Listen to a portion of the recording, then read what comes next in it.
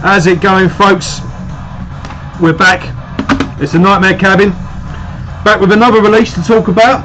We're well into the groove now, aren't we?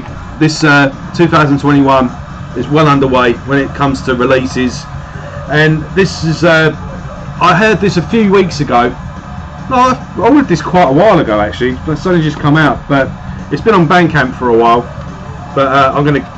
It's a bit of a glare on the camera here, so yeah, this is the new release from Gatecreeper, and this is An Unexpected Reality. Now this is a bit of a curveball, this one, so I'll go back and do a bit of background for the people that aren't familiar with them. But yeah, Gatecreeper, they're sort of death metal's rising stars, really. They're the men of the moment at the moment. They're getting a lot of hype, a lot of thing. They're just everywhere at the moment. They're on all, well, before lockdown hit, they were supporting everyone, and they're slowly climbing that, going from a support act to a headline act, and I don't think it's going to be long till they are a headline act. They've got a multitude of split EPs and singles and whatnot, but the main crux of their back catalogue is 2016's Sonorant Deprivation. I'll take these booklets out and hold them up a bit. And then there was 2019's Deserted, and back cover there. Now I got these albums when they came out, enjoyed them, but I saw a lot of hype behind the band, and I've got to admit I wasn't quite convinced, to be honest. I thought they were alright, but I thought people were getting a bit carried away, and more for me, because this band are fucking awesome, and I don't know why I wasn't quite convinced to begin with. I thought they were a very good band, but that was pretty much it.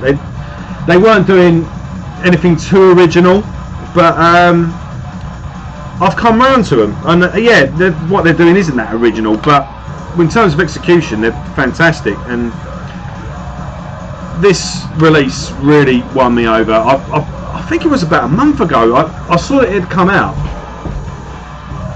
and I listened to it on Bandcamp in full, and whilst listening to it I ordered it there and then, and it's only just turned up today, so I don't know why the big gap was there, but anyway, I'm glad it finally turned up. I've listened to it a couple of times today, and yeah, this completely won me over. And you ever get a band where you're just like, yeah, I get it, but I'm just you know, and then the penny just drops, and then you're like, yeah, right, now I'm converted, now I know. And that's what this release has done. And I've seen a couple of interviews with the band since as well, and they're genuinely really nice guys.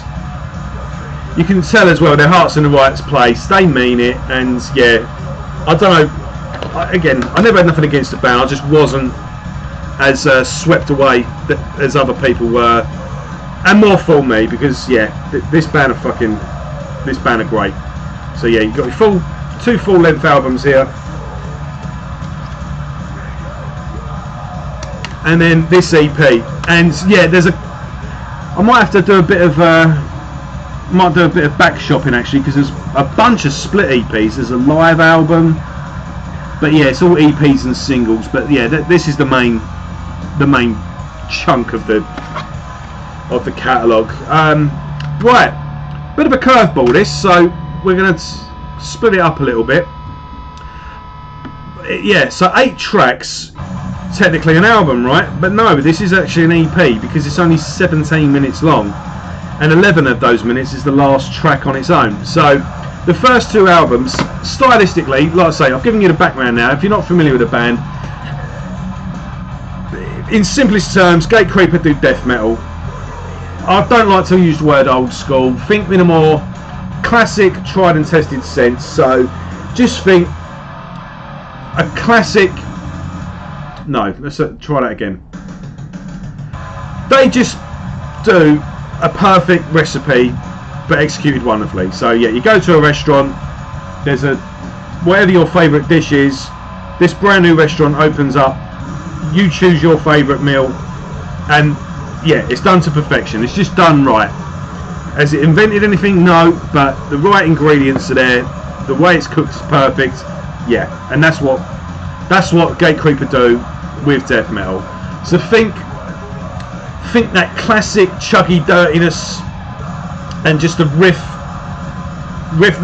a minute of Bolt Thrower with the nice slow, dirgy, doomy parts of Obituary, but chuck in a bit of melody now and then. There's a melodic solo, or maybe just a melodic riff, nothing too overbearing.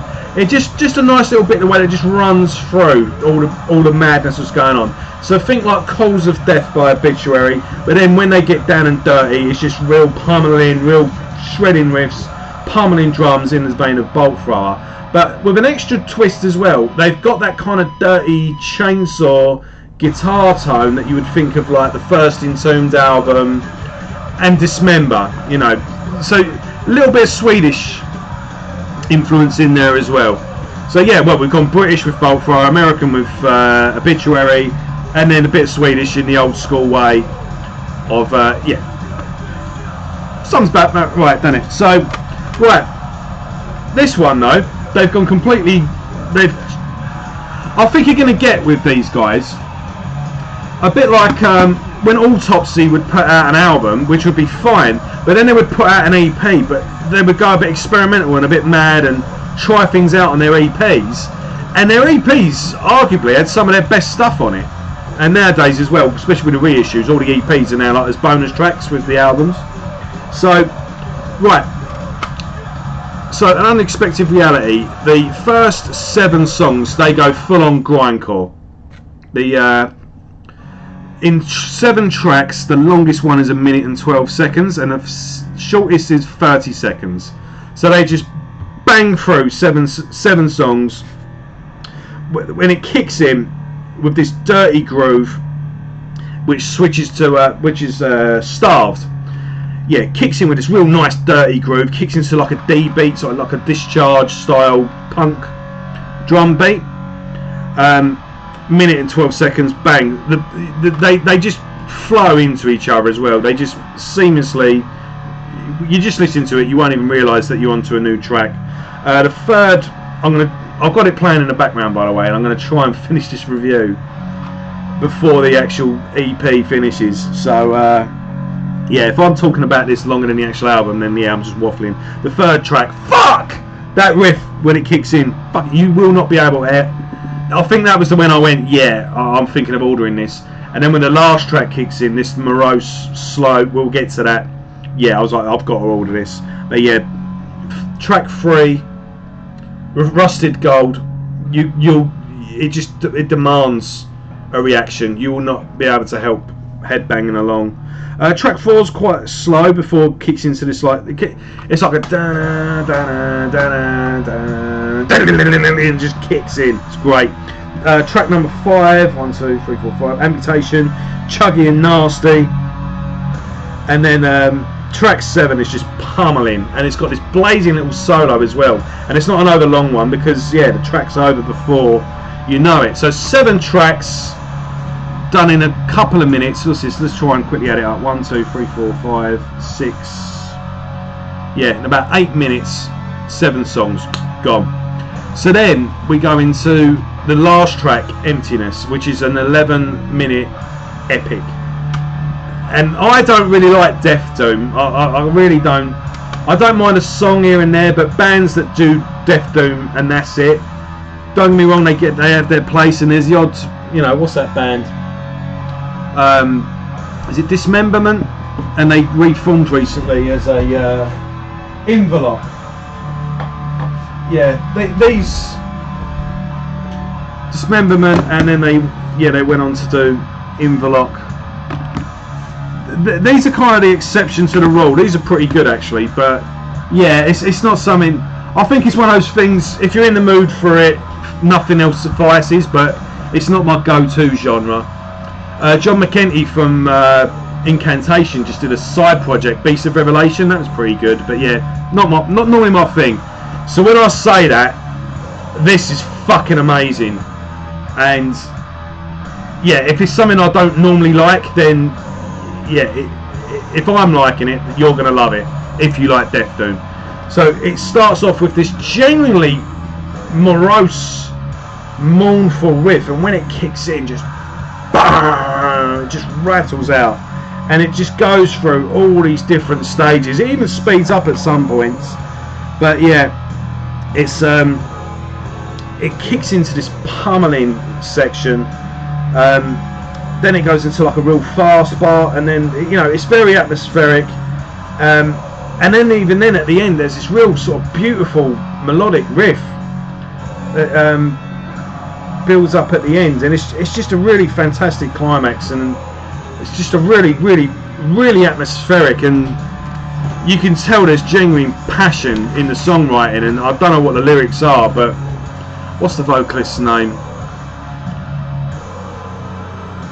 Chase Mason. Yeah, he you can really tell he's really putting his heart into the vocals. You know, it sounds tortured as he's screaming over this slow, mournful, but kind of strangely beautiful music. And yeah, really good stuff. And I guess really it takes two extreme sides of the band's sound, because yeah, one end they've gone like more or less full grindcore by doing like these real short, sharp songs. The death metal flavour is still there though, and then we're going to go right the other end and do this long drawn out. It's not long and drawn out at all, actually, I shouldn't have said that, but this long death doom metal sort of masterpiece, really. I mean, yeah, this is their Rhyme of Ancient Mariner, and oh god, that's going to be fucking amazing if they do this live. I don't know, they could do a little twist and open the show with it. That'd throw people off, and then at the end just bang into the heavy fast stuff. That'd be cool. Then again, it'd be probably be a good idea to shut the show with it. But yeah, what a devastating climax anyway. And yeah, in just 17 minutes, and I dare say this might be release of the year so far. Definitely. We've got a long way to go yet, but this should definitely be up there. I've been, yeah, totally blown away. And yeah, and off the back of that, I've gone and spun these on again and given them another go. So yeah, I'm a believer. I'm a full convert. Gatecreeper. What the fuck was I so slow about? I should have jumped on it with everyone else. Well, I did. I bought these when these came out, but I kind of bought them, listened to them, and then stuck them on the shelf, moved on to something else. But yeah, definitely, genuinely a great death metal band, destined for bigger things. They're going to be, watch out for them, because yeah, they're going places, these boys. And I think the best is yet to come as well. Actually, I think a classic is definitely in the pipeline for these guys. So yeah, well done guys. Keep them coming. Thanks for watching. Give us one of them. Have a good weekend, and I'll see you all soon. Take care.